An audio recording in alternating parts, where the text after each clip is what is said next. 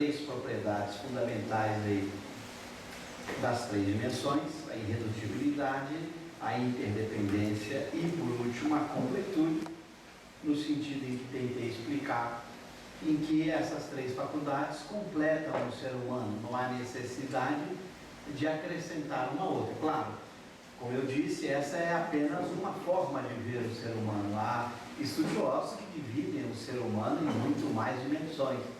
Há um estudioso muito conhecido, Howard Gardner, que costuma dizer que o indivíduo tem 9 dimensões, né?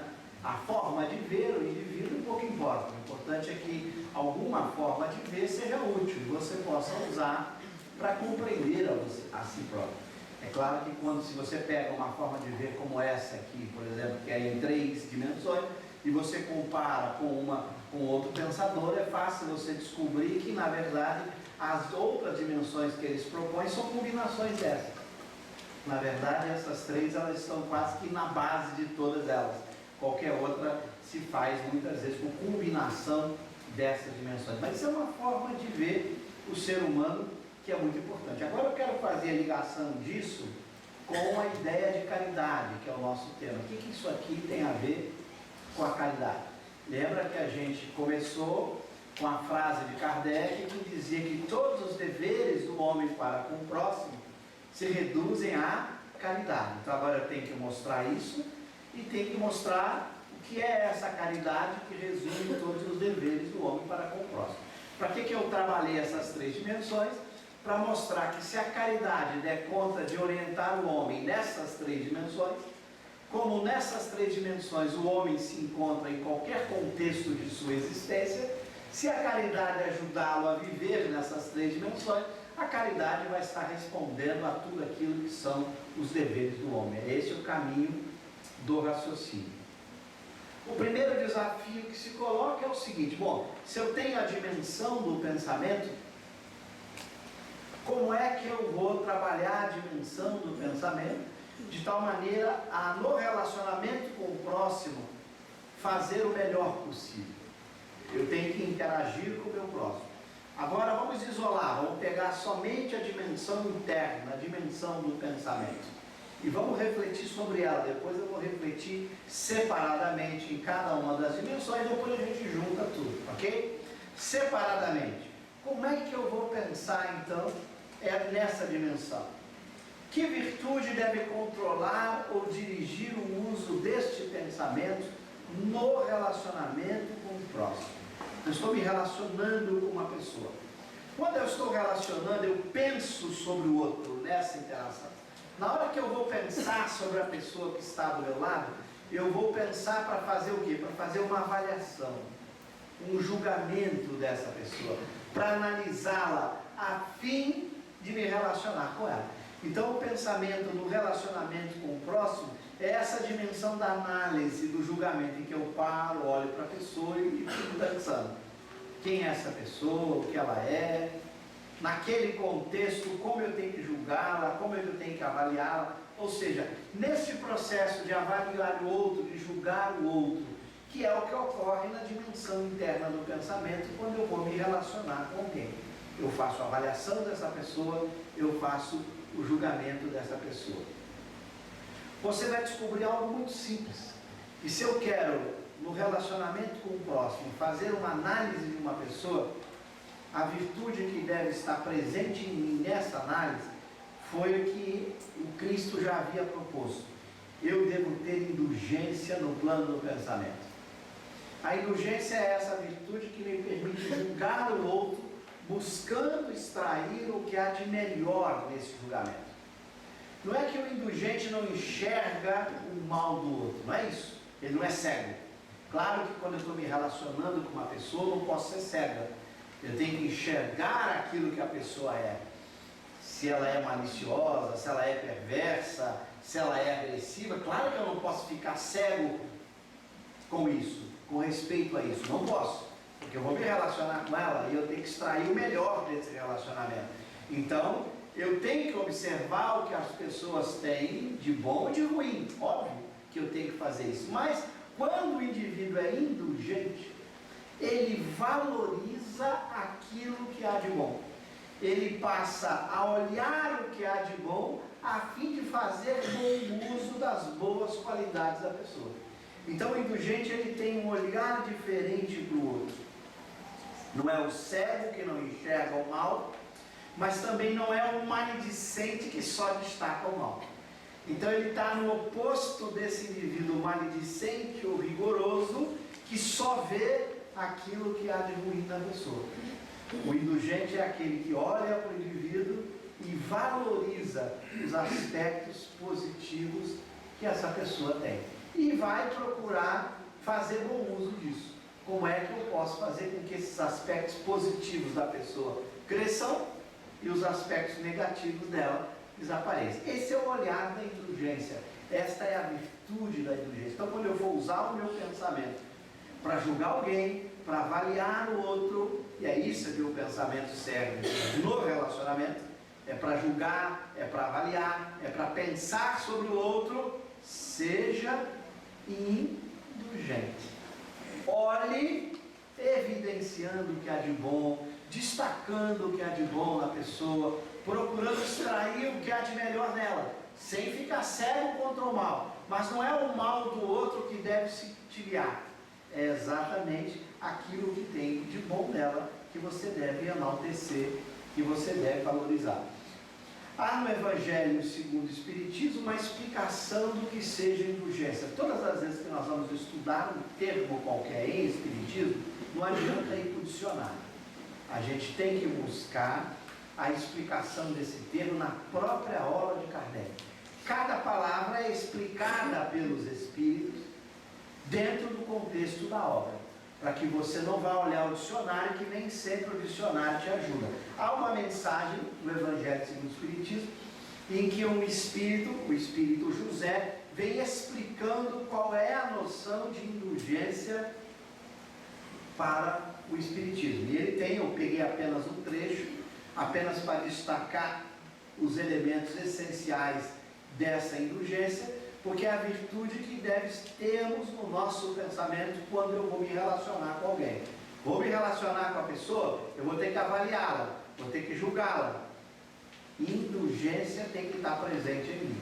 Senão, eu vou valorizar o que há de mal na pessoa, eu vou valorizar o lado ruim, e aí eu já crio uma zona de atrito, porque eu já fico na defensiva para com essa pessoa. Então eu tenho que aprender a ser indulgente. Por isso o texto diz assim: a indulgência jamais se ocupa com os maus atos de outrem, a menos que seja para prestar um serviço. O indivíduo que não é indulgente, ele faz a fofoca, a maledicência, ele sai falando mal dos outros. Mas falar mal dos outros não significa que ele está mentindo, não. Ele pode até estar falando algo que de fato a pessoa tenha de ruim, mas essa não é uma atitude de indulgência. O indulgente só se ocupa com o erro alheio quando esta ocupação lhe é útil para ajudar a pessoa ou criar um contexto de serviço, de utilidade para todo mundo. Ele não se ocupa simplesmente pelo prazer de denegrir, pelo prazer de falar mal, que ocorre com a maledicência, onde a gente fala mal das pessoas sem perguntar: mas por que eu estou falando mal do fulano? Qual a utilidade disso? Só por falar mal? Só para denegrir a imagem da pessoa? Qual é o propósito? O indulgente sempre reflete que ele deve enaltecer as qualidades, não prestar tanto atenção nos defeitos. Ele só vai prestar atenção nos defeitos quando isso for útil, quando isso for de utilidade. Mas mesmo neste caso, tenha o cuidado de os atenuar tanto quanto possível. Não faz observações chocantes, não tem nos lábios censuras, apenas conselhos, e as mais das vezes velados. Essa é a postura do homem indulgente. Quando criticais, que consequências se há de tirar das vossas palavras? Isso é uma pergunta para a gente fazer. Estou criticando alguém? O que eu posso extrair disso? Qual a utilidade dessa crítica? O que há de bom nisso? Há de que não tereis feito o que reprovais, visto que estáis a censurar, que valeis mais do que o culpado? Se é nesse sentido que a reflexão está me levando, eu estou olhando o defeito alheio para aprender, para que eu não repita, ou é só para denegrir a imagem do outro? Qual o propósito de destacar o lado ruim das pessoas? Qual o objetivo disso? Então o indulgente faz essas perguntas, porque ele quer realçar o que há de bom. E o que há de bom é que ele quer crescer, é que ele quer se desenvolver nas outras pessoas. Ó homens, aí vem ele com essa observação: quando será que julgareis os vossos próprios corações, os vossos próprios pensamentos ou os vossos próprios atos? Então aqui é a provocação do Espírito. Quando será que eu vou prestar mais atenção em mim, menos nos outros? Eis a grande pergunta. Eu vou olhar para minhas 3 dimensões, é o que está escrito aqui, o pensamento, o coração, o sentimento e a ação. Quando eu vou buscar mais isso em mim e menos nos outros? A gente perde muito tempo se ocupando das pessoas, falando das pessoas, olhando para a vida delas, comentando a vida delas. A gente gasta muito tempo para descobrir falhas, defeitos nos outros. Esse é um sinal de que a gente não vive a virtude da indulgência. O indulgente é aquele que se ocupa muito menos das atitudes alheias. Quando se ocupa, procura o que há de melhor. O que há de pior só se ocupa se tiver alguma utilidade, e não simplesmente pelo prazer de denegrir, de falar mal, de passar para frente o mau ato alheio. Então veja a diferença do indulgente para o não indulgente. O indulgente se equilibra porque ele se preocupa mais como ele está sendo, o que ele pensa, o que ele sente, o que ele age, e ele se ocupa muito menos dos outros. Isso é muito comum, a gente sabe, na vida de relação. Hoje, inclusive, há um problema muito sério. Um dos softwares mais utilizados no mundo é o Facebook. E as pessoas usam o Facebook para se ocupar da vida alheia. E perde um tempo extraordinário. Claro que tem utilidade esse software para você divulgar alguma coisa importante, para você interagir com as pessoas. Ninguém está dizendo que esse tipo de software não tem a sua utilidade e não possa ser bem usado. Claro que pode. Como tudo, todos os meios de comunicação podem ser usados a benefício de uma vida melhor, de uma interação entre as pessoas. Mas é muito comum a gente usar para vasculhar a vida alheia, de preferência para deixar com que o ciúme, a inveja e essa série de paixões que a gente possui acabe sendo alimentado por isso. A gente olha o sucesso alheio e se incomoda, a gente olha o fracasso alheio e fica feliz, mostrando quanto a gente não tem sido indulgente. E é claro que nós vivemos uma sociedade em que os meios de comunicação estão aí presentes, não é à toa, para aumentar as nossas provas. Eu costumo dizer que antes, para você falar mal de alguém, dava até trabalho, você tinha que sair de casa, procurar na pracinha, encontrar com o vizinho, encontrar com a pessoa. Dava um trabalho danado, se estivesse frio, então mais trabalhoso. Nossa, vou ter que me arrumar para sair, para ver se eu encontro com as pessoas para contar. Hoje, deitado no escuro na cama, você entra no Facebook, WhatsApp e fala mal de quem você quiser sem fazer esforço nenhum. Providência Divina facilitou o nosso meio de comunicação para que a gente aprenda a ser indulgente. A gente destaca muito os erros dos outros, as infelicidades alheias, e a gente presta muita atenção nos outros e pouca atenção em si mesmo. Então nós estamos deixando de cumprir essa virtude que é essencial no julgamento, na avaliação das pessoas, que é uma virtude do pensamento. Quando for julgar, quando for avaliar o outro, quando for pensar acerca do outro, seja indulgente, porque de indulgência precisamos todos. Então esse é o nosso desafio. Por isso o texto continua: sem vos ocupares com o que fazem vossos irmãos. Quando é, diz ele, que a gente vai se preocupar mais em julgar o próprio pensamento, o próprio coração, sem se ocupar com o que fazem vossos irmãos? Quando só tereis olhares severos sobre vós mesmos? Por quê? Porque eu é que tenho que evoluir os outros, é problema dos outros. O mérito dos outros não vai ser meu mérito. O demérito dos outros não vai ser meu demérito. Cada um evolui por conta própria. Cada um avança sozinho. Quanto mais tempo eu perco com a vida alheia, menos tempo eu tenho para me dedicar à própria existência. O dia só tem 24 horas. E a gente tem uma existência de 70, 80 anos, 90, se for muito teimoso, é muito pouco tempo para a gente se preocupar com a vida alheia. Vamos nos preocupar mais com a própria vida, buscando eliminar esses defeitos que todos possuímos. Então, por isso a importância da indulgência. Olhe para o outro, buscando destacar o lado bom. Perca muito pouco tempo com as pessoas, gaste mais tempo com os próprios defeitos. Os defeitos dos outros, problema delas. Defeitos seus, problemas seus.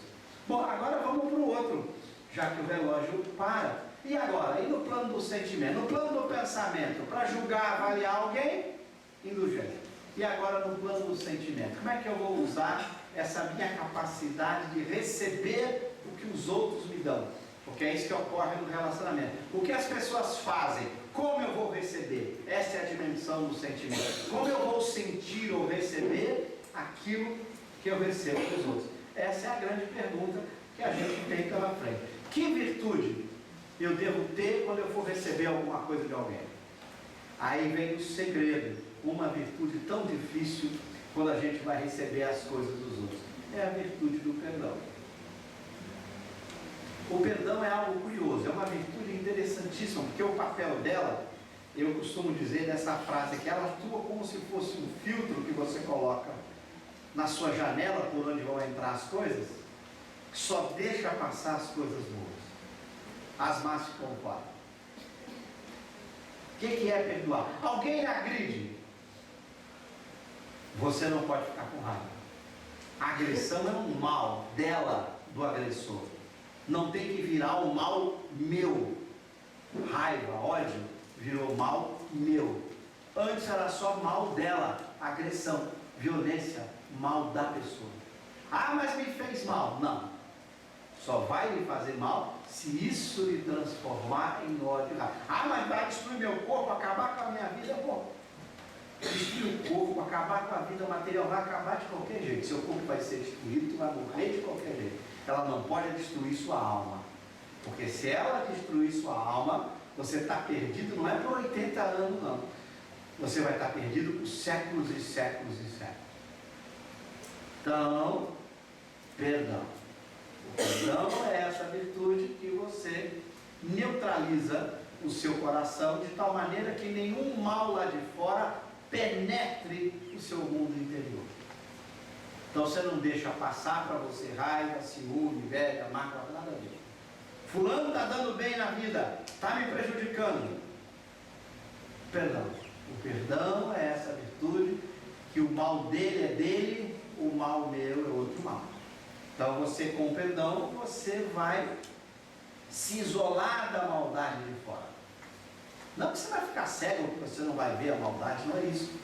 Se uma pessoa é seu inimigo, Kardec vai estudar no Evangelho, num capítulo admirável sobre amar os inimigos, Kardec não é ingênuo. Amar o inimigo não é transformar o inimigo em amigo, isso não faz nenhum sentido. Não é levar a pessoa que te quer mal para dentro de casa, diz Kardec, é perdoá-la. É não trocar o mal pelo mal, é não fazer mal para ela, é não vingar. Não significa conviver com ela como se fosse seu amigo, não é nada disso, isso não é, seria ingenuidade, seria tolice, trazer para junto de você alguém que está só lhe fazendo mal, não é isso, mas é perdoar, é não permitir que o mal dela vire o seu mal, o seu coração tem que estar em paz, seu sentimento tem que ser de perdão, embora ela continue te prejudicando, mas você não odeia. Os filósofos costumam dizer, às vezes você tem que combater o mal, sem ódio. Dá para entender o que é combater o mal sem ódio? Um exemplo que vocês podem ver na vida social, não na vida pessoal, um exemplo na vida social foi Mahatma Gandhi. Veja um filme, eu leio um livro sobre a vida dele. Ele combateu o mal sem ódio. sem ódio. As cenas em que ele apanhava do policial, sorrindo para o policial. Sorrindo. E o policial o chutando, lhe batendo com o cacetete, o levando preso, o torturando. E ele com um sorriso, amando aquele policial, mas não deixou de combater a causa que ele estava combatendo. Não é covardia, é coragem. É coragem com perdão. Então você às vezes tem que combater o mal sem odiar. Quem combate o mal, não o malfeitor. Você combate o mal que está sendo executado, mas você não perde o equilíbrio com o ódio, com a raiva, com a vingança. Então você não é um tonto que deixa o mal acontecer, não é isso. Você enfrenta o mal, mas não enfrenta com ódio. É fazer o que se chama do bom combate. Combater o bom combate. Para isso, só é possível com o perdão. Quando você coloca no seu plano do sentir esse filtro do perdão, o mal está lá fora, dentro de você, ele não vai entrar.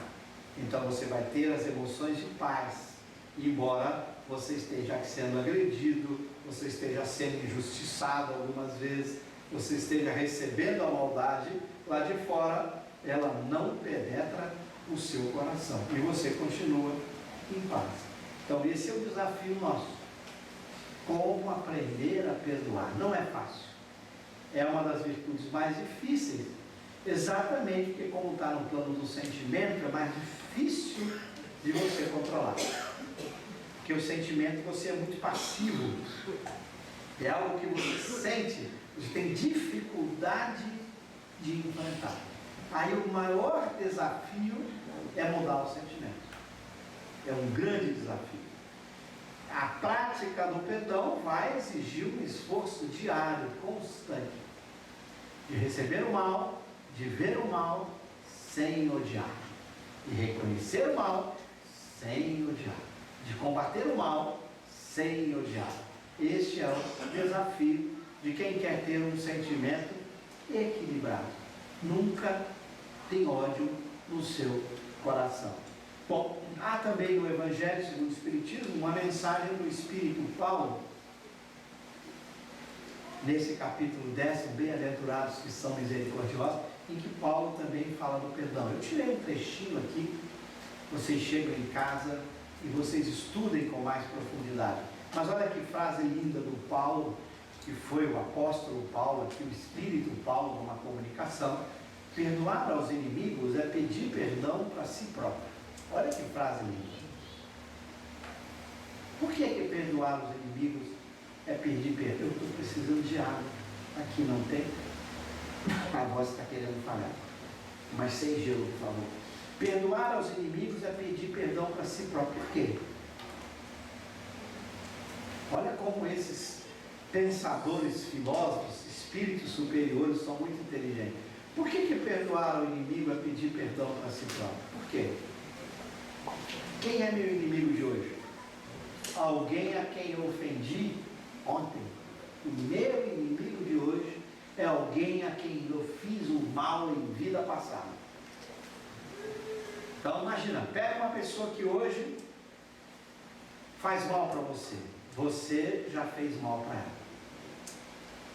Aí você raciocina: peraí, se essa pessoa já fez mal, perdoar é pedir perdão para quem? Para si. É dizer para ela: olha, eu te fiz muito mal ontem. Eu sei que essa raiva, esse ódio que você tem comigo é resultado de um mal que eu fiz ontem. Perdoe-me. Quando eu não me vingo, quando eu não devolvo o mal com o mal, eu estou, na verdade, pedindo perdão a mim mesmo, porque no passado eu fui a causa que produziu esse efeito. Então, perdoar aos inimigos é pedir perdão para si mesmo. É dizer para o inimigo: perdoe-me, eu sei que esse ódio tem uma razão que você não sabe hoje, perdoe. Quando eu não me vingo, quando eu tiro o ódio do meu coração, na verdade eu estou apenas aprendendo a perdoar o erro que eu pratiquei no passado.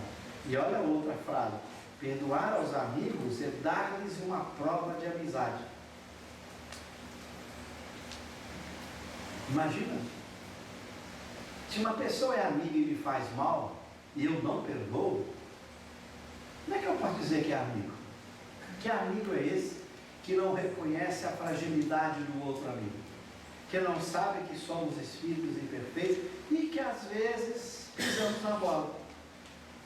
Quando eu perdoo um amigo, na verdade eu estou só dizendo para ele: olha, realmente eu sou seu amigo, porque você fez isso, errou, e eu não tenho ódio, não tenho raiva de você porque sou seu amigo.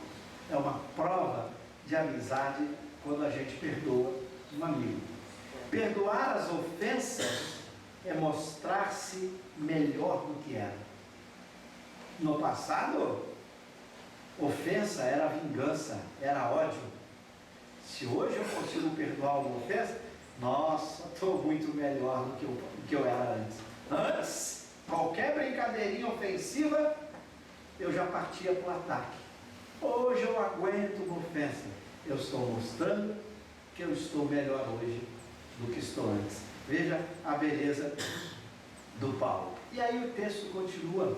Como eu quero entrar em muitas coisas, eu convido vocês a continuarem a leitura depois em casa, nesse capítulo Bem-aventurados. Agora vamos para a vontade no relacionamento pessoal, o querer, que está ligado ao agir. Já já vocês vão entender por que a gente prefere deixar a ação por último. A gente botou desejo, querer, vontade e depois ação. Porque vocês vão entender agora por que é importante falar em desejo, em vontade e não em ação. Ação é consequência, vocês vão entender isso já já. Que virtude então deve comandar a minha ação, a minha vontade? Eu tenho que agir, eu tenho que querer, eu tenho que desejar. O que eu tenho que ter dentro de mim para comandar isso? A virtude da benevolência. A benevolência é a virtude que eu tenho que cultivar. O que é benevolência? Bene é bem, volência é desejo. Desejo do bem. Veja, não é ação no bem, é desejo do bem. Por quê? A razão é muito simples. Quando você deseja o bem, sempre que tiver chance você fará o bem. Mas nem todo mundo que faz o bem deseja o bem. Bom, basta olhar político em época de eleição distribuindo cesta básica. Ele está desejando o bem dele. Ele quer voto. Quantas vezes nós fazemos algumas coisas boas para ganhar algum presente, algum prêmio? Por exemplo, eu faço bem para ir para um lugar melhor após a morte. Eu estou fazendo bem, mas não estou desejando o bem, estou desejando o meu bem e não o bem. É diferente. Quando eu faço bem, beneficência é o nome. Quando eu desejo o bem, benevolência. Quem é benevolente será beneficente quando tiver oportunidade. Mas nem todo mundo que é beneficente é benevolente. Quantas vezes nós fazemos o bem para não ir para o inferno? O sujeito acredita que se ele fizer o mal, ele vai para o inferno. Então ele faz o bem para não ir para o inferno. Ele está fazendo bem por interesse próprio. Ele está fazendo bem pensando no bem dele. Não é o sentimento do seu coração de bem. Não é o desejo que está dentro dele que o levou a fazer o bem. Não é o desejo do bem. É o desejo do seu próprio bem. É o seu interesse que o moveu e não o próprio bem. O sujeito benevolente ama o bem e faz o bem. Se você dissesse para uma pessoa benevolente assim: se você continuar fazendo isso, esse bem tu vai para o inferno. O benevolente vai responder: pouco importa para onde eu vou. Eu não estou fazendo o bem para ganhar ou para deixar de perder. Eu estou fazendo o bem pelo bem. Não me interessa se vou ganhar ou perder.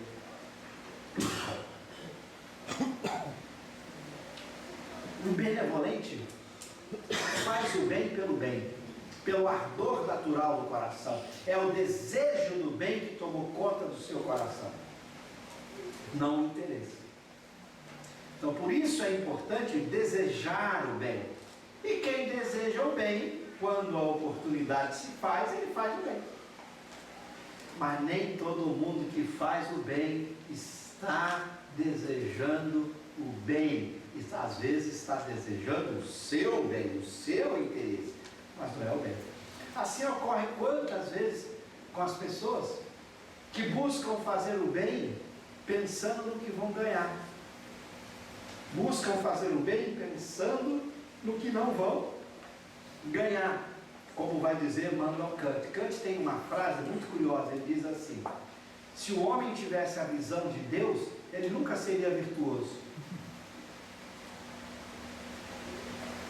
Ele nunca seria benevolente, para citar um exemplo também usado. Por quê? Imagina que eu vou fazer alguma coisa. Vou fazer alguma coisa. Eu olho para cima, está lá o Senhor. Deus me olhando. Imagina, diz que se o homem enxergasse Deus o tempo todo, ele não seria virtuoso, ele não seria benevolente. Porque ele agiria por bajulação ou por medo. Não pelo desejo do bem. Ele olharia assim: o homem está olhando, melhor fazer certinho. Bajulação ou medo. E se eu fizer errado, ele me castiga. Se eu agradar a ele, ele me trata bem. Bajulação, interesse ou medo. Por isso que as doutrinas de céu e inferno não geram pessoas virtuosas. Não há pessoa benevolente. Se eu acredito em céu e inferno, eu não sou benevolente. Porque eu estou acreditando na recompensa ou na punição. Quem faz o bem pensando em recompensa ou em punição, não é benevolente. A benevolência é o desejo do bem, pelo bem, não interessa as consequências. Mas se você continuar fazendo isso, você vai se dar mal. Não estou fazendo isso para me dar bem, estou fazendo bem pelo bem. Percebe a diferença? É o bem que o motiva e não o ganho ou a perda. Percebe a diferença? Por isso, a benevolência é a virtude que deve estar no plano do querer. Queira o bem, pelo bem. Mas vai fazer o bem, claro. Quem quer o bem pelo bem, sempre que tiver chance, fará o bem. Quem é benevolente, será beneficente, sempre que a chance surgir. Mas nem todo mundo que é beneficente é benevolente. Ele está, às vezes, fazendo só por interesse. Eu vou para o céu, então é melhor dar um jeitinho lá, agradar o homem lá em cima, né? Claro que nós, espíritos imperfeitos, só chegamos na benevolência pela beneficência. Por isso é importante ser beneficente. Como é que eu vou aprender a desejar o bem, a ser benevolente? Fazendo o bem, mesmo por interesse. Então você nunca pode desanimar uma pessoa. Procura uma casa espírita assim, eu queria colaborar com a casa espírita. Sabe, né? Eu estou lá com uma doença e me disseram que aqui eu posso talvez ser curado. Não desanime a pessoa.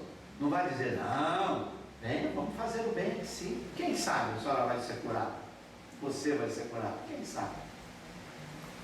Ela vem para cá fazer o bem no interesse próprio.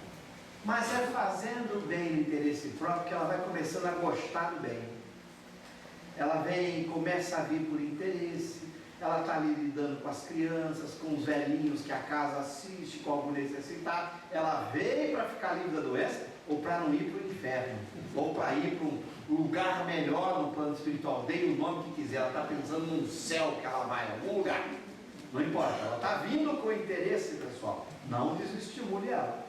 Porque nenhum espírito imperfeito se torna benevolente a não ser pelo caminho da beneficência. Nós começamos no caminho do interesse. É o interesse que nos move. Olá, Nosso Senhor está vendo, vou ficar curado, vou me dar bem na vida. Deixa, amigo. Uma hora ela vai ter que ouvir uma palestra como a do Cosme, né? Ou estudar o livro dos Espíritos na questão que eu vou mostrar aqui onde trata disso. Ela vai ter que cair a ficha, mas ela vai caindo a ficha. Mas não adianta ela cair a ficha na razão, ela tem que cair a ficha no coração. Ela tem que gostar do bem, apreciar o bem, amar o bem, pelo bem, sem fazer cálculo do que vai ganhar ou perder. Então esse é um caminho lento.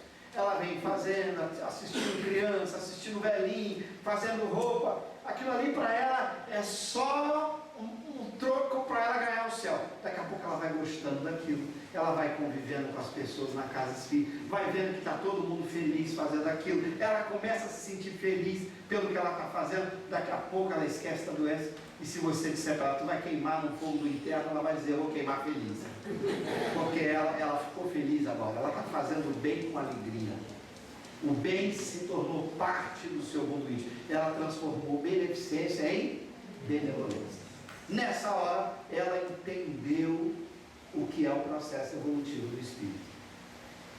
E eu só vou virar espírito bom na escala espírita se for benevolente, não beneficente. A beneficência não é suficiente para me transformar em espírito bom. Eu tenho que evoluir da beneficência para a benevolência. Esse é o grande desafio nosso. Transformar desejo. E eu transformo esse desejo pela ação. É fazendo que o desejo muda. Mas eu preciso mudar o desejo. É o mundo do desejo é que importa. A ação é consequência. Eu ataco as causas. As causas que tem que mudar.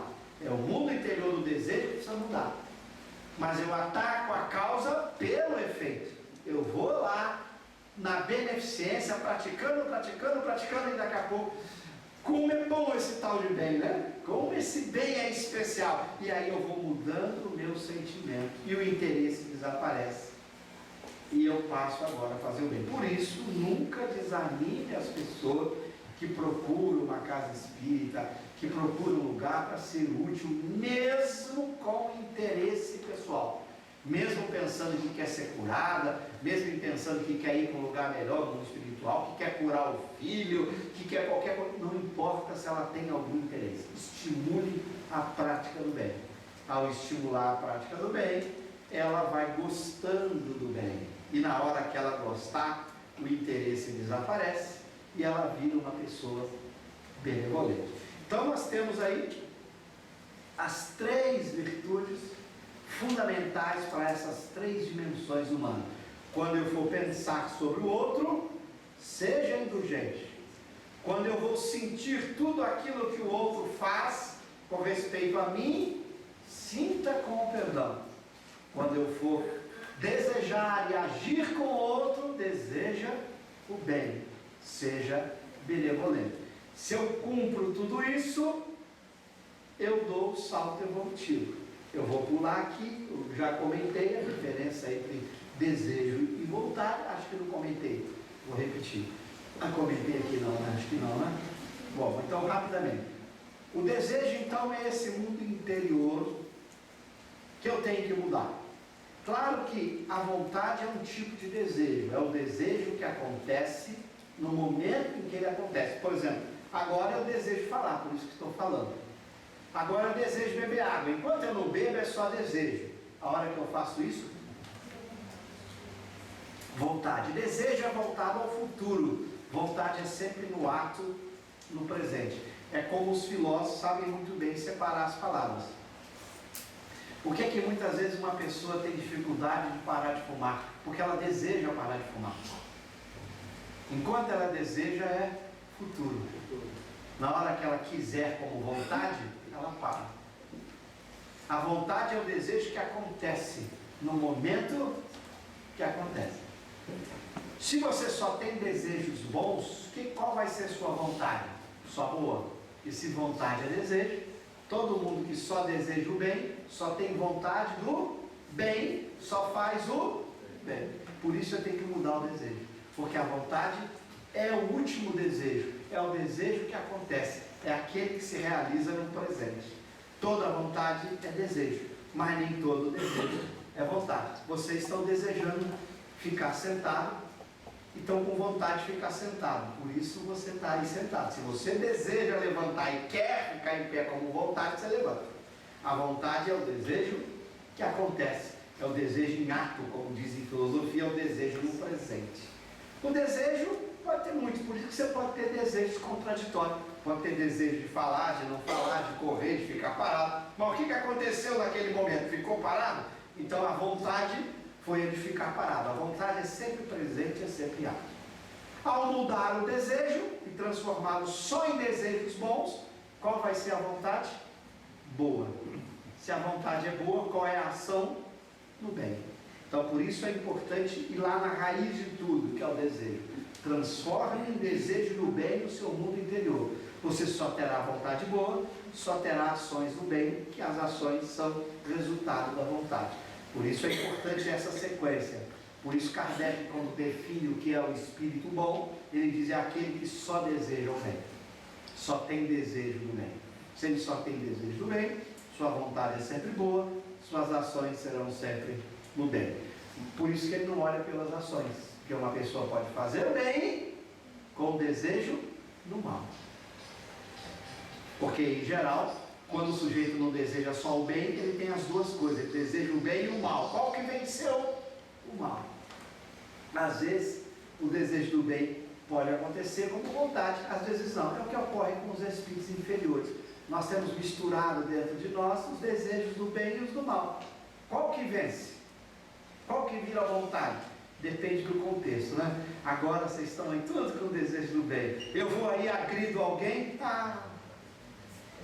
se a pessoa não é espírito bom, aquela minha agressão fez que desejo virar vontade nela? A raiva, a tristeza, o ódio, a agressão, a vingança, sei lá. Ela vai transformar desejos ruins que estão dentro dela em vontades más, em ações ruins. Olha o perigo da tentação. Por que só sofrem tentação a gente, os espíritos imperfeitos? Porque somos nós que temos os dois desejos, do bem misturado com o do mal. Vem a tentação e explora o nosso desejo mal. E aí o nosso desejo mal vira vontade, e que se concretiza em ação. Por que os espíritos bons não sofrem tentação? Porque ele só tem desejo bem. Como é que um espírito vai fazer, um espírito bom, fazer alguma coisa má? Não tem jeito, porque todo desejo dele é bom, ele não consegue ter desejo mal. Então não tem tentação para ele, só tem tentação para os espíritos imperfeitos. Por isso que Kardec vai explicar na Gênese, ao estudar uma passagem belíssima no capítulo dos milagres, ele vai explicar a tentação de Jesus, dizendo que Jesus nunca foi tentado. A tentação de Jesus nunca existiu. Porque é um espírito puro, porque só tem desejo do bem, nunca pode sofrer tentação. Então, Kardec evoca o espírito de João Evangelista, que não escreveu sobre a tentação, mas João Evangelista vem explicando que aquela passagem do Evangelho que descreve a tentação de Jesus nunca existiu. Aquilo ali é uma parábola e não a descrição de um fato. Aquilo ali não é a descrição de algo acontecido, embora no evangelista Mateus, em Lucas, esteja como se fosse um fato acontecido. Jesus sendo conduzido ao templo, à montanha, sendo lá colocado. Embora o evangelista tenha descrito como um fato, na visão espírita, aquilo não é um fato, porque um espírito puro não pode ser tentado. Jesus nunca seria tentado. Então João explica que aquilo ali é uma passagem, é uma parábola sobre a tentação dos homens, e que obviamente sofreu aí mudanças quando ela foi escrita pelos homens.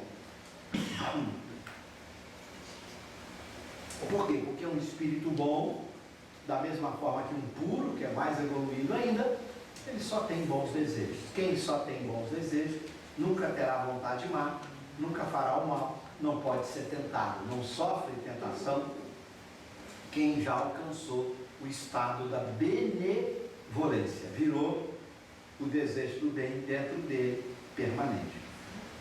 Bom, aí tá, se você deseja só o bem, você vai querer fazer o bem, e você fará o bem. Vai chegando no final, a garganta por causa da gripe, né?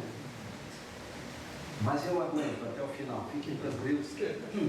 Então, se vocês quiserem aprofundar a benevolência, existe em vários lugares, né?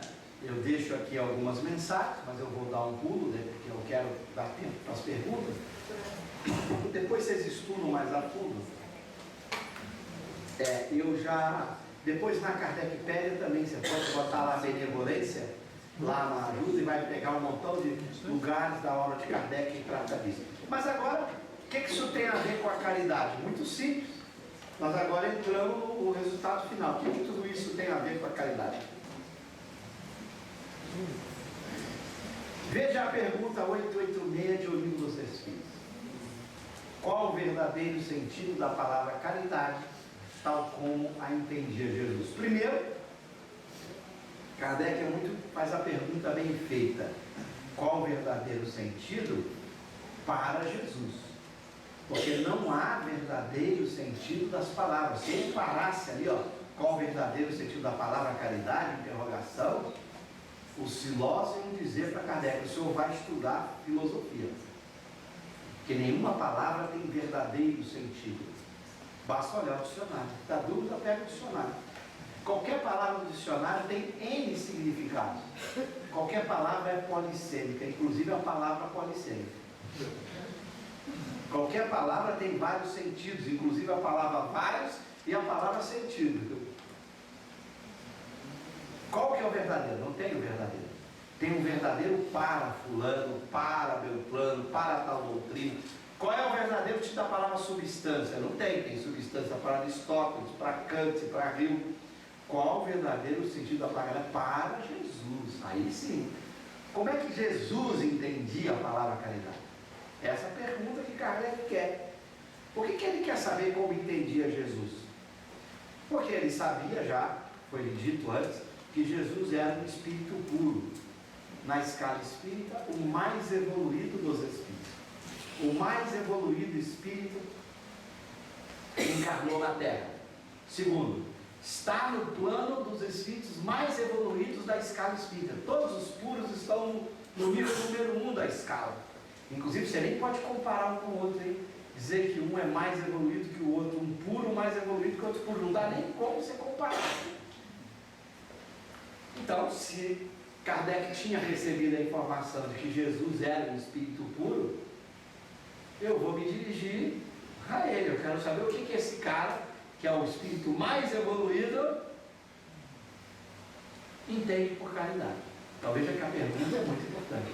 Não é a caridade segundo Kardec, segundo Cosme, segundo Platão ou Aristóteles. É a caridade segundo Jesus. Aí os espíritos vão dar a resposta. Benevolência para com todos, indulgência para as imperfeições dos outros, perdão das ofensas.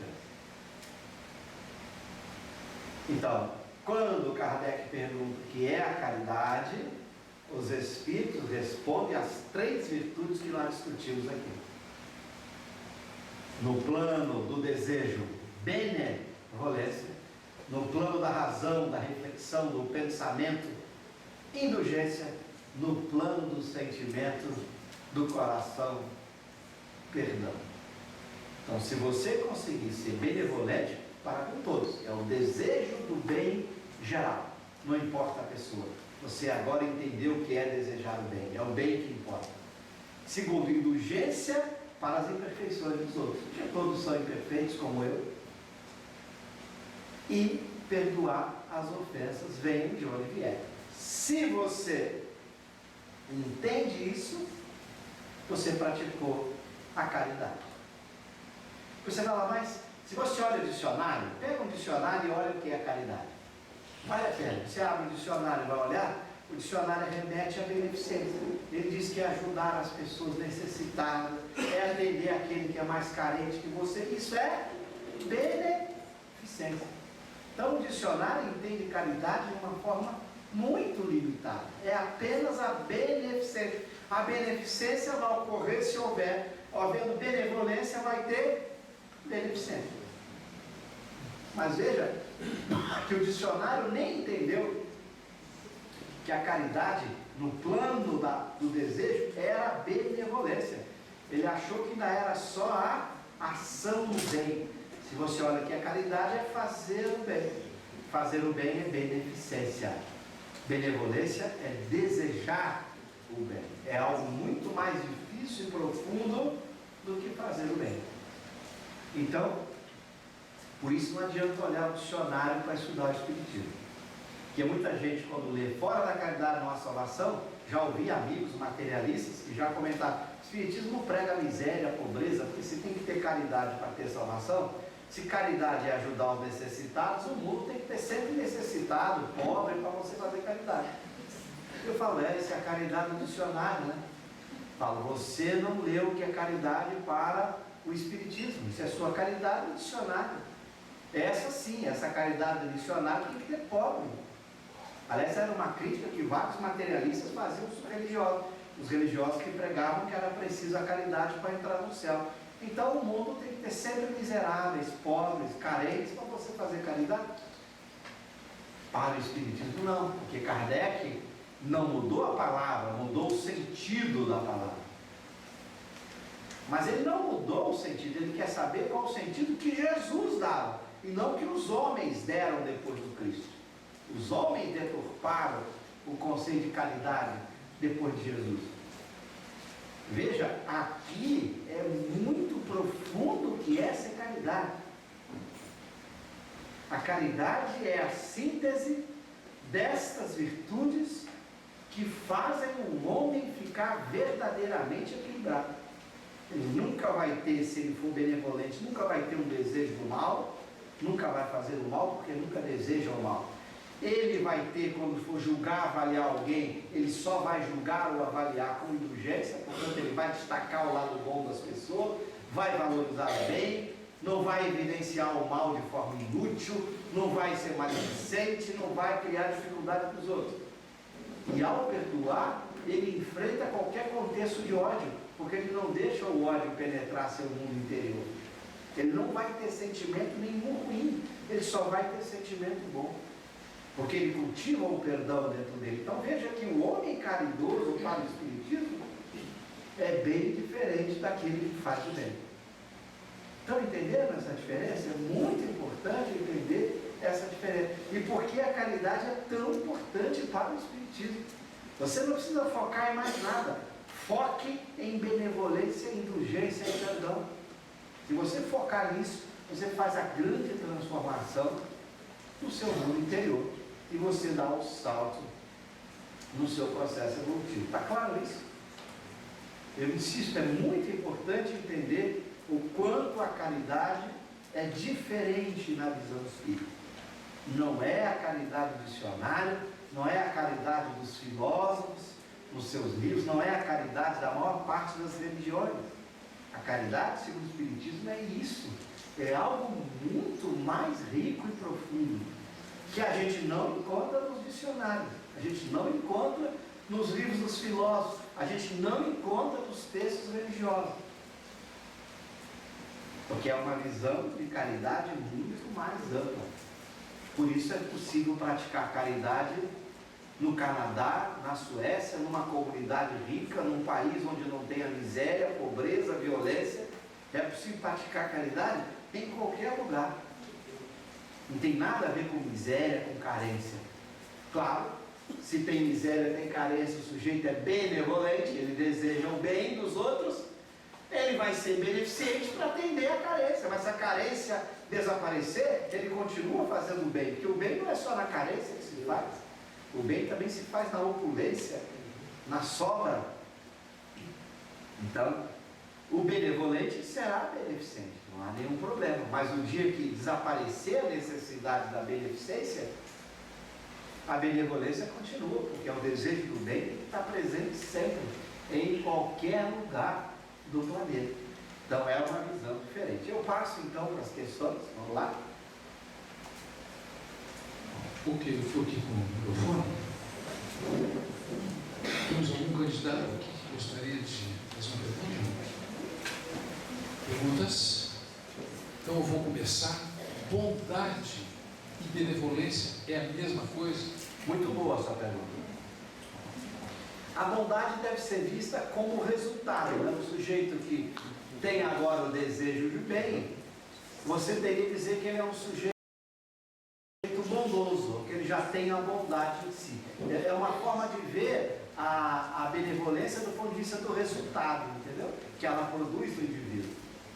Ok? Quando você olha o termo benevolência, você deve buscar o desejo do bem. Depois que você conquista esse desejo do bem, você vira uma pessoa bondosa. O bem agora virou sua essência. E você diz da bondade da pessoa. Por isso que o sujeito rigorosamente só vai ser um sujeito que realmente tem a bondade quando ele atingiu o status de benevolência. É como você olhar para o indivíduo com vista do resultado, não sei se estão entendendo. Na benevolência se deseja do bem. O que resulta disso? Resulta um homem bom, ou a bondade. É o resultado da benevolência do indivíduo, ok? Sabendo do perdão, né? Da dificuldade que é em se perdoar. Sabendo que vivemos vidas passadas e não lembrar do que fomos em vidas passadas é um milagre. Está certíssimo, está certíssimo. Nós temos dificuldade de executar o perdão em várias dimensões. Quando a gente olha para o nosso passado, de todos nós, espíritos imperfeitos, o espírito bom, eu digo, está fora do discurso. Eu sempre brinco nos meus seminários. Kardec escreveu o livro dos Espíritos e os Espíritos para nós, espíritos imperfeitos. Os bons não precisam nada disso. Bom já é caridoso, acabou, esquece. Né? Ele está fora dessa dimensão da aprendizagem. Já aprendeu tudo isso, não precisa nada disso. Então eu sempre brinco. O livro dos Espíritos, a obra de Kardec, foi escrito para nós, graças a Deus. Né? Bom, nós trazemos um passado, nós somos de um passado de equívocos, de erro. Bom, basta olhar. Cada um aqui pode saber o que foi, diz Kardec. É tão fácil a gente saber o que foi, gente. É a coisa mais simples. A gente está preocupado demais. O que eu fui? Olha para dentro de você. Você sente ciúme? Eu sinto muito ciúme. Então eu fui uma pessoa muito ciumenta em vidas anteriores. Eu fico triste. Nossa, então eu sou uma pessoa extremamente triste em vidas anteriores. Nossa, eu sou raivoso. Então você foi uma pessoa com muita raiva. É isso que interessa. Eu preciso saber que eu fui muito triste porque eu sofri muito, ou que eu fiz muita gente sofrer. Qual é a diferença? Importa o resultado. Eu sou muito triste. Ponto. Não interessa o que causou a tristeza.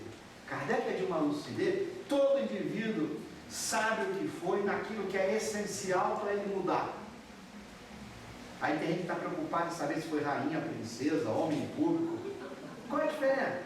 O cara é corrupto, precisa saber que foi um político corrupto para mudar alguma coisa? Ele é corrupto. Ele precisa saber que ele foi um príncipe, um princesa, um ladrão, um bandido. Qual é a diferença? Não vai mudar nada. O importante é que quando ele olha para si, ele vê que ele é um indivíduo desonesto, que é a corrupção, desonestidade, falta de justiça. O interesse dele é acima do interesse social, que é o que caracteriza a corrupção. Você bota o seu interesse acima do interesse da comunidade, da sociedade. Então ele não precisa ficar lá imaginando que ele foi um rei, um príncipe. Né? Ele sabe exatamente o que ele foi, diz Kardec, olhando para o que ele é. Quem olha para o que é, sabe o que foi. E é esse conhecimento que é relevante. Se eu sou desonesto, eu tenho que procurar ser honesto. Pronto.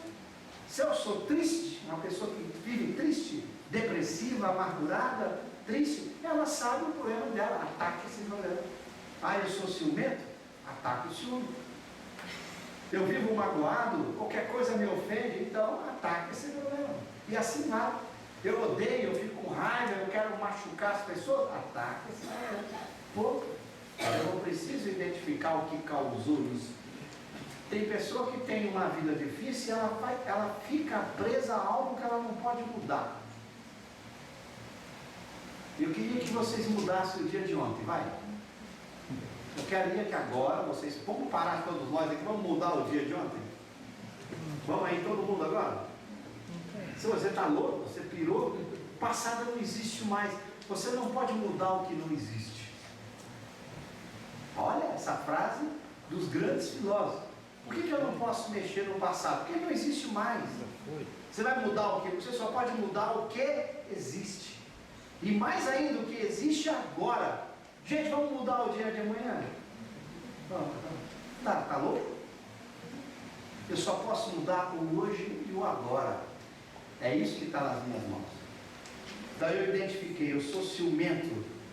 Hoje, agora, é esse problema que eu tenho que atacar. E atacar agora. Mas eu quero saber o que causou isso. Tem gente que fica procurando as causas como se isso fosse relevante. Aí o sujeito vai, procura médico, para saber. Imagina que alguém, eu às vezes converso com as pessoas e digo, não, vamos fazer aquilo assim. Suponha que eu dissesse que você foi isso, por isso. O que mudou? Nada. Nada. Você continua sendo o que é. Saber o que levou você a ser o que é irrelevante, porque você não pode mudar isso. Se você pudesse voltar ao passado e apagar aquilo, bom, você não pode. O passado lhe fez o que você é hoje. Então você tem que chegar assim e encarar a realidade. Ó, eu sou raivoso. Como eu enfrento a raiva? Como eu combato a raiva em mim? Eu sou triste. Como eu combato a tristeza em mim? Essa deve ser a nossa preocupação. Eu acordo triste, passo um dia triste, constantemente tem tristeza que eu não explico, a tristeza vem do nada, então esse é seu problema hoje. Como resolver isso hoje?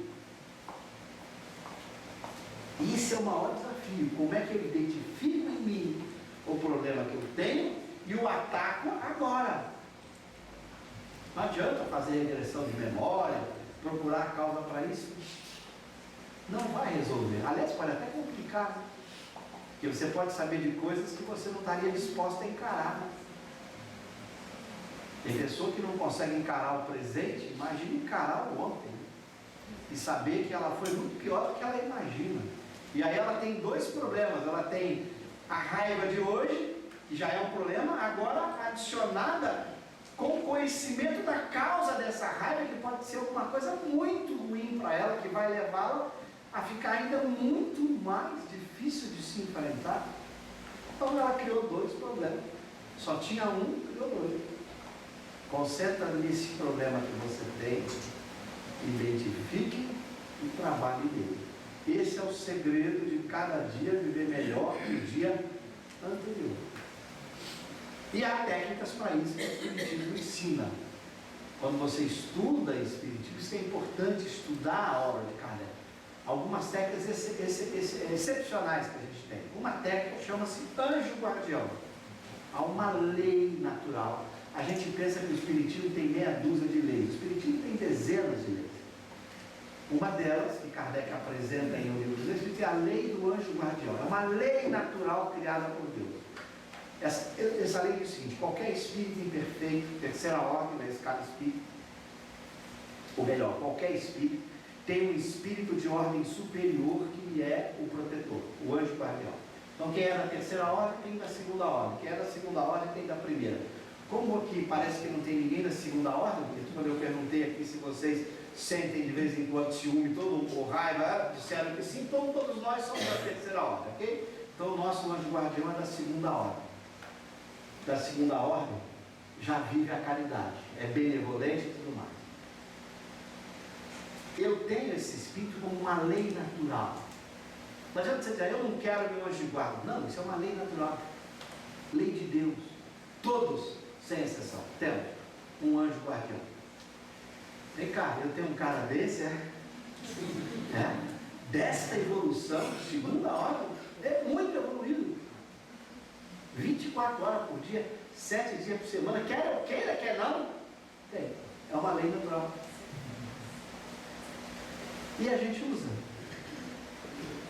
Aí Kardec vai ensinar, pergunta 495, Livro dos Espíritos, Evangelho segundo o Espiritismo, no capítulo da prece. Como é que eu faço uso desse anjo de guarda? Já que eu tenho, né? Eu não pedi, Deus deu assim mesmo. Como é que eu uso? O que ele pode fazer por mim? Qual o tipo de ajuda que ele pode me dar? Como eu entro em contato com ele? Está tudo explicado na obra de Kardec.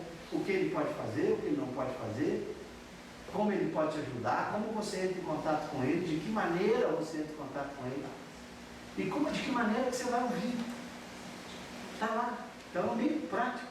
Você vai descobrir uma coisa importante. Uma das missões desse anjo de guarda é ensinar a gente a vencer essas paixões ruins. O ciúme, a inveja, a mágoa, o ódio, a tristeza. Pô, esse cara está aí para me ajudar a combater a tristeza. Como é que eu faço? Aí você vai fazer oração para ele. Como eu oro com ele? Como eu converso com ele? Como eu recebo a sua assistência? Como ele pode me ajudar? Então o Espiritismo não tem só teoria.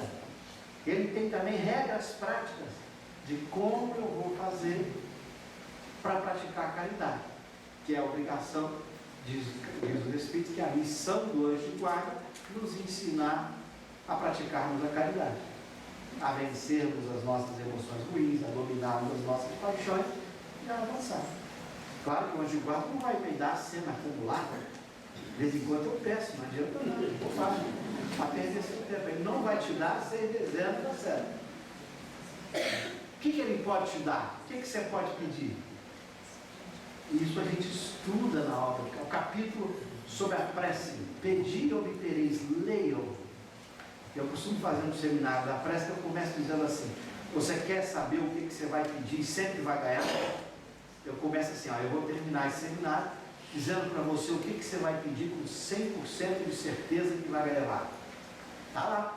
O que tem eficácia 100%? Se você pedir, você ganha. Não vou contar, vocês vão ler lá. Pediu, levou. Tem que pedir. De que maneira pedir para levar? Então são essas orientações que o Espiritismo dá, que faz a gente ficar melhor todos os dias.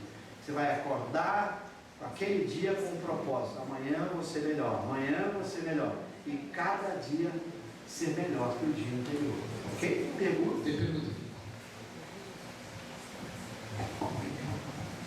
Cosmo, essa parte do livro dos Espíritos 886, ela é um complemento ou é uma síntese do 1 Coríntios 13? Do amar a Deus sobre todas as coisas e ao próximo sobre a si mesmo?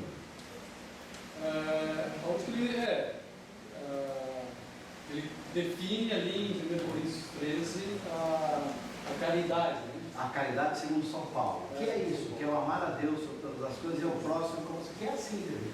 Kardec vai comentar essa passagem nesse capítulo, Fora da Caridade para a Salvação, do Evangelho. Aqui é livro dos Espíritos. Lá no Evangelho ele vai colocar a visão de caridade que corresponde a isso aí, que está lá implícito no pensamento de Paulo, ok? Mas como a linguagem é mais figurada, fica difícil você extrair do jeito que o Espiritismo traz. O grande mérito de Kardec foi tirar a linguagem figurada que está no texto bíblico e usar uma linguagem mais positiva e direta para explicar o texto. Eu costumo dizer que Kardec teve uma sacada que foi genial. Veja, ele escreveu o Evangelho segundo o Espiritismo, ok? Não foi o Espiritismo segundo o Evangelho. Para pensar a ordem. É o Evangelho segundo o Espiritismo. Você vai ler o Evangelho segundo o Espiritismo. Você não vai ler o Espiritismo segundo o Evangelho. Você não vai inverter. Você não vai pegar o Espiritismo e ficar lendo segundo o Evangelho. Porque se você fizer isso, vai ter contradições. Eu acabei de citar uma. Imagina, você pega o Espiritismo, que diz que Jesus é um Espírito puro. Aí você vai ler o Evangelho de Mateus, que diz que Jesus foi tentado pelo diabo e levado ao templo. Peraí.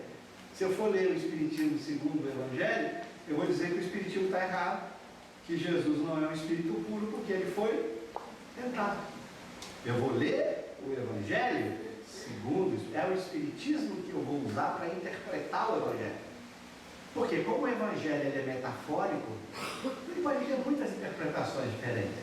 É por isso que deu origem a muitas religiões diferentes. Pegar uma outra passagem do Evangelho, da figueira que secou, lembra? Que Jesus veio uma figueira que não estava dando figo, porque não era a época de dar figo. Olha que coisa mais estranha. A figueira não deu figo porque não era a época de dar figo. O texto deixa isso claro.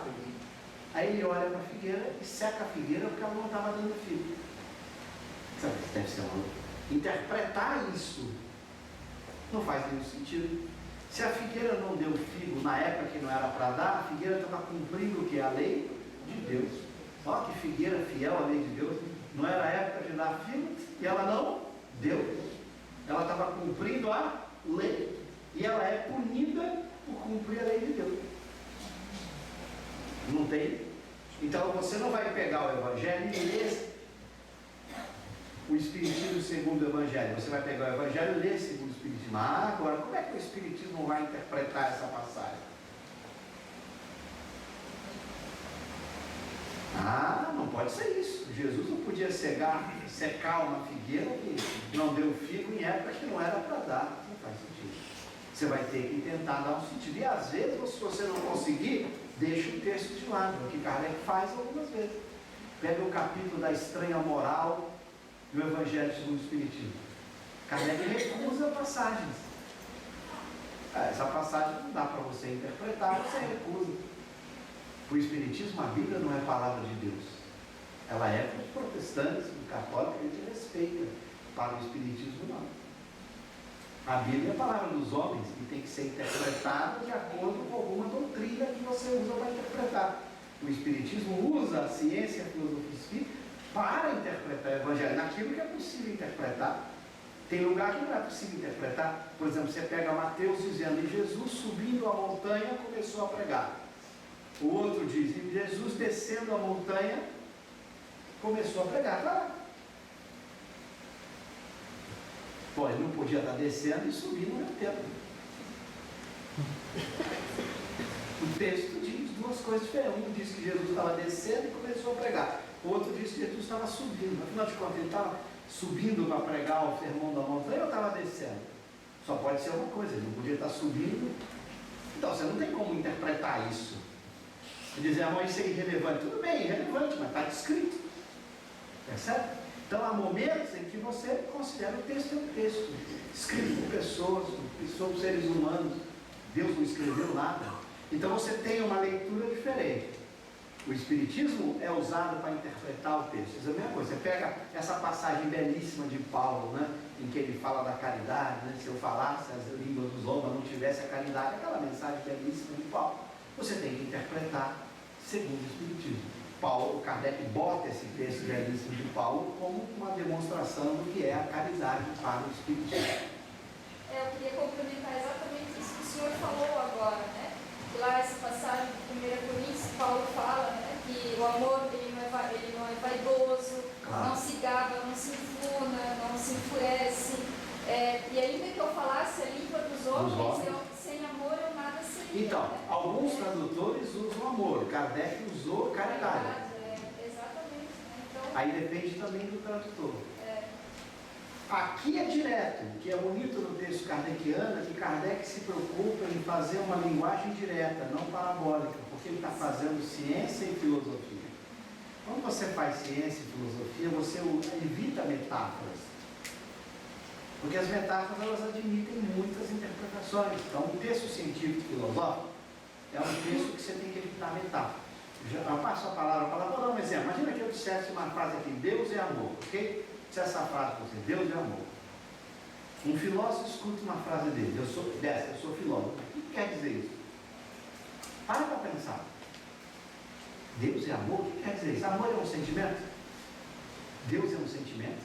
Bom, deve ter alguma coisa errada, porque se Deus é um sentimento, se um sentimento é algo que ocorre dentro das pessoas, Deus só passou a existir quando as pessoas começaram a existir, porque era um sentimento das pessoas, ele tinha que estar dentro das pessoas. Deus só existiu depois que as pessoas existiram para estar dentro delas como sentimento. Pô, não faz sentido, ele não seria o criador de todas as coisas. Deus de amor é uma frase poética. A liberdade poética você até permite, né? Se tem poeta presente, sabe. A liberalidade poética. O poeta pode dizer o que ele quiser. O filósofo, o cientista, preocupado em deixar claro o seu pensamento, ele evita a linguagem poética.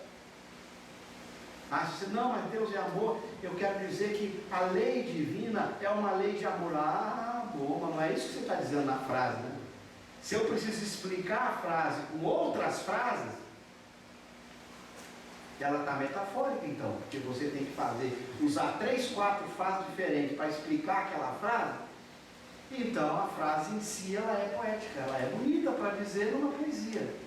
Mas com um filósofo faz muito sentido dizer Deus é amor, fora de um contexto, eu não sei o que significa. Certamente não é Deus é um sentimento, porque se disser Deus é um sentimento, a ideia de Deus morre. Um sentimento é algo que uma pessoa sente. Deus não pode ser algo que está dentro das emoções das pessoas, ele não é um sentimento, ele não é uma emoção. Como é que Kardec define Deus? Inteligência suprema, causa primária de todas as coisas. Não tem mais poesia? Não é poético? Né? Não é mais poético? Tudo bem, mas é filosofia e ciência, não é poesia. Não é que você é contra a poesia, é cada coisa no seu quadrado, como diz o jovem, cada coisa no seu quadrado. O poeta o quadrado da poesia um, da filosofia e da ciência. Se você misturar isso, é uma confusão sem pé e sem tamanho. Então, dizer Deus é amor numa poesia é um cara que interprete. Aí você pega o contexto da poesia e tenta dar uma interpretação. Em geral, quando você pega, cada pessoa que lê a poesia interpreta diferente, né? Poesia é isso, né? É a liberdade de você tirar dali o que quiser. Você não vai usar uma frase dessa para definir Deus. Quer dizer, a pessoa, nossa, que frase, mas a melhor definição de Deus que eu ouvi foi Deus é amor. Desculpa, pode ser do ponto de vista poético, mas do ponto de vista filosófico é a pior definição possível. É horrível. Então, você pode usar a poesia, mas sabendo que está dentro da poesia. Eu agora vou ser poeta. Agora vou falar em linguagem poética. Agora vou fazer uma metáfora. Agora vou fazer uma parábola. Não, agora vou definir científico, filosoficamente. Aí são coisas diferentes. Cada um tem seu espaço. Mas se cada um não souber entender qual é o espaço, a confusão é geral. Ninguém entende o que está sendo dito lá atrás. Você falou a respeito do Facebook, que é um software para comunicação. Hoje em dia, você também colocou a questão das agressões, as pessoas fazem fofoca. Parece que a nossa maior dificuldade é a questão do perdão. Às vezes a gente vê intolerância, agressões gratuitas. Nesse caldo de confusões e agressões, a benevolência e a indulgência, principalmente o perdão, fica um pouco difícil de trabalhar. Um pouco não, né? O que você teria mais a acrescentar para que a gente pudesse extrair um pouco mais e talvez tentar trazer isso para a vida da gente? Uma coisa importante com esse exemplo que você traz é a gente tirar uma ilusão de que a gente vai eliminar um vício desse alimentando esse vício. Isso é uma ilusão muito que se tem. Tem gente que acha assim, eu estou com raiva, eu tenho que ir para um lugar descarregar a minha raiva. A ilusão de que eu vou combater uma paixão má alimentando essa paixão. Eu só vou combater uma paixão má pela paixão oposta, alimentando o oposto. Então, por exemplo, se eu estou triste, a pessoa está triste, ela entra num site, num filme ou numa comunidade de pessoas tristes. Aí ela assiste aquele filme de tristeza, ela encontra e começa a chorar suas mágoas, mais 10 juntos para chorar as mágoas juntos. Ela está alimentando a tristeza. Se ela está triste, ela tem que buscar aquilo que produz a paixão oposta, a paixão de alegria, e não de tristeza. E é muito comum as pessoas se entregarem. A pessoa está triste por uma desilusão amorosa. O que ela faz? Ela assiste todos os filmes de desilusão amorosa. Aí ela entra e fala, estou aqui, porque eu estou triste mesmo, aí vai. Ela está o quê? Alimentando a tristeza. Esses meios de comunicação, eles têm muito isso. É por isso que aumenta a agressividade. Eu vou para o meio de comunicação para falar da minha raiva por alguma coisa. Ao invés de eu fazer uma análise sem a raiva, eu boto raiva nas palavras. As outras pessoas são alimentadas por aquilo. Aí o outro vem e coloca, o outro vem. E eu vou fazendo com que a raiva vá aumentando. E as pessoas vão ficando mais violentas, mais raivosas, porque eu estou alimentando. Eu estou só alimentando. Então a gente deveria usar os meios de comunicação, todos eles são maravilhosos, ninguém está combatendo o meio de comunicação em si é uma providência divina, a gente poder, imagina você poder conversar com uma pessoa, conhecer com qualquer lugar no mundo, não tem coisa melhor hoje do que os meios de comunicação de internet. Todo mundo interage, então é maravilhoso isso. Só que eu posso usar de um jeito ou de outro. Até comida é assim, comida que é um troço gostoso e prazeroso para a saúde. Quantas vezes usamos para nos matar, comemos até nos olhos explodidos. E a gente tem só brinco 2 olhos no estômago, mas se tivesse 2 estômagos, o estrago que seria. Então tudo a gente pode usar. Como fazer o uso? Eu sempre digo, faça o uso dos meios de comunicação. Com que objetivo? Pergunte sempre para você, qual o objetivo disso? Qual o propósito? Qual o objetivo? Qual o propósito? Como eu estou aproveitando? Como eu estou aprendendo? Como eu estou ajudando? É isso que tem que me motivar. Eu vou fazer aquele comentário ali no Face. Para quê? Qual o propósito do seu comentário? Botar para fora uma mágoa não está botando para fora, está crescendo ela e aumentando em todo mundo. Qual o propósito? Então, na hora que você for escrever, redigir o texto, o que esse meu texto vai despertar de emoções boas, de provocações boas? Se não tem, não escreva. É melhor não botar nada do que botar gasolina no fogo. Então não bote. Se você não sabe o que botar para melhorar a coisa, não piora, né? Não piora. Então é esse equilíbrio que você tem que sempre pensar: como eu posso ser útil, como eu posso fazer o melhor com os instrumentos que a providência divina nos deu. Mudando um pouco o foco, não da rede social, mas da vida real. A rede social muitas vezes é ilusória.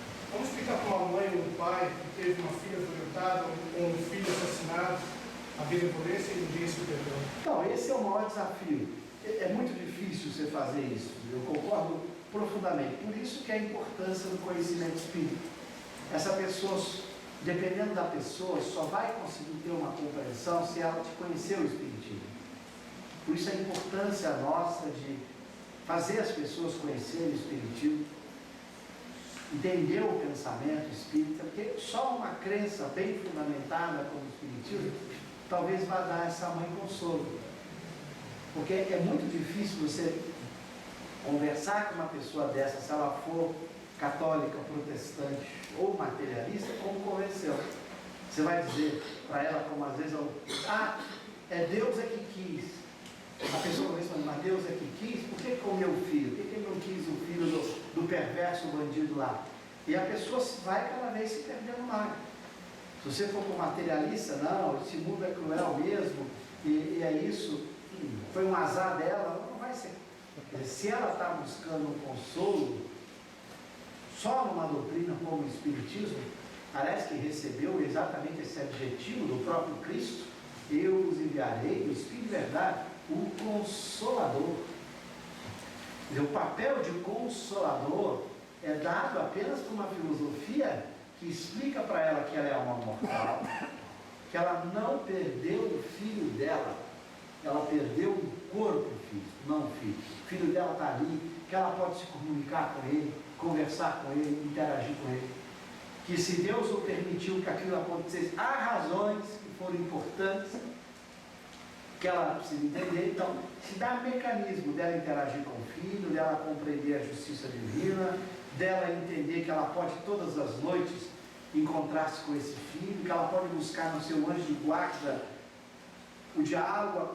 Tem muitas coisas que o Espiritismo vai dar para ela de consolo, mas é um curso de Espiritismo, não dá para dizer para ela numa conversa de bar ou de 10 minutos pelo Facebook, é impossível, porque ela precisa entender o conjunto da filosofia espírita para ver o quanto esse conjunto é esclarecedor e consolador.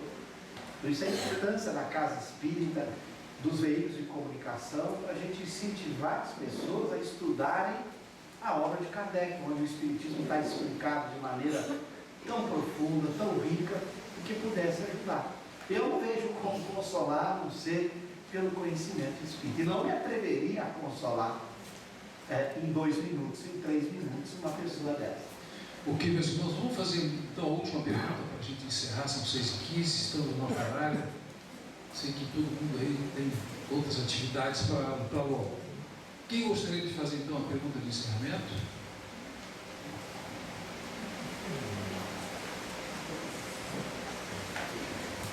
Vou fechar então, meu querido Cosme Massi, perguntando: onde é que entra o fora da caridade numa salvação? Muito boa. De novo, a gente teria que entender o conceito de salvação no Espiritismo. Isso é muito importante.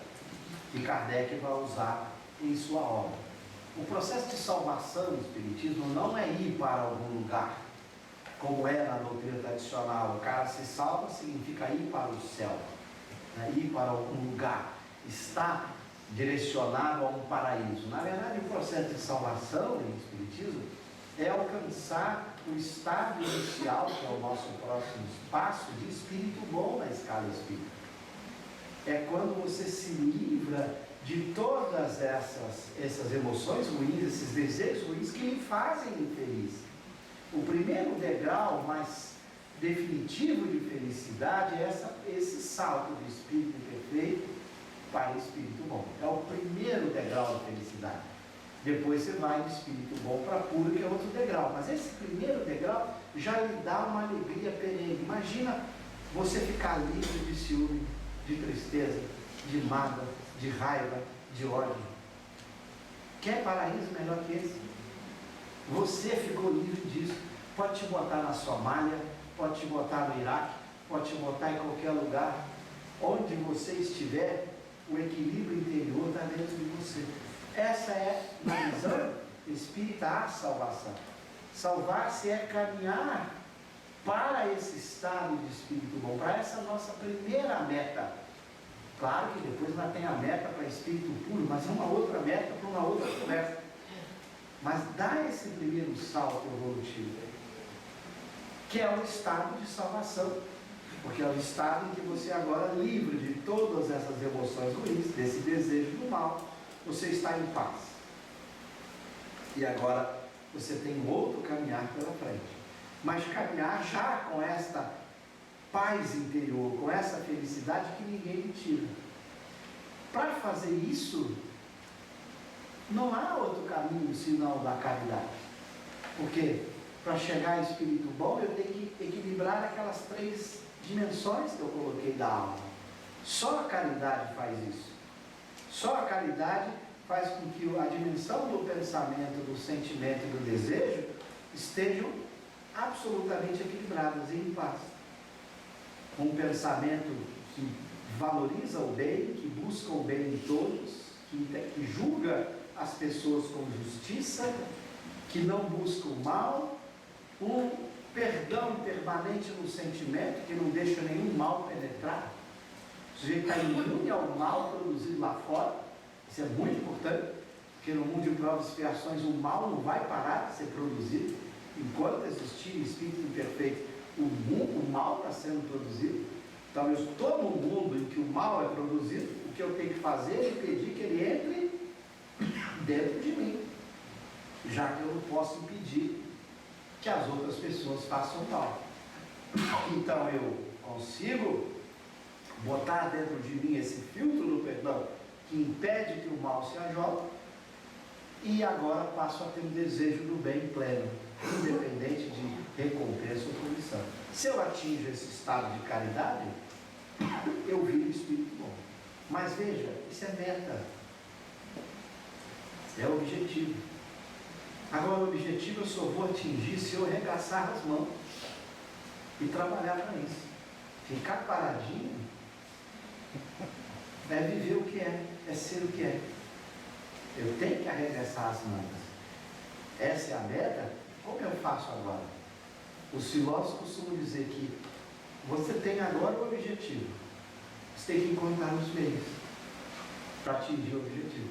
Não é assim com tudo na vida? Se ele quer comprar um apartamento na praia, meta. O que ele faz? Quais são os meios? Quais são os meios para eu chegar lá? Eu quero aprender uma língua, meta. Quais são os meios? Eu quero virar advogado, meta. Quais são os meios? Eu quero virar espírito bom, salvação, meta. Quais são os meios? Quem não corre atrás dos meios não chega aos fins. Então, se eu não botar aquilo como fim, eu não vou correr atrás dos meios. E sem meios não se chega aos fins pretendidos. Eu queria assim agradecer a vocês. A voz está falhando, não vai dar mais. Agradecer a vocês por esse dia tão especial em que a gente pôde aqui juntos nos abraçarmos e ao mesmo tempo estudarmos esse pensamento tão lúcido de Kardec e dos espíritos superiores, nos trazendo uma doutrina que realmente nos ensina a sermos melhores, que esse é o propósito. Não é estudar espiritismo para dizer que sabe, para mostrar que sabe, isso é uma bobagem. É estudar espiritismo para ser melhor, para ser mais feliz, para cada dia caminhar em direção a essa meta que a gente tem que traçar, porque é a meta que Deus traçou para cada um de nós, chegar a esse estado de espírito feliz. Que Deus abençoe vocês, que vocês tenham um domingo de muita paz e até qualquer hora. Muito obrigado.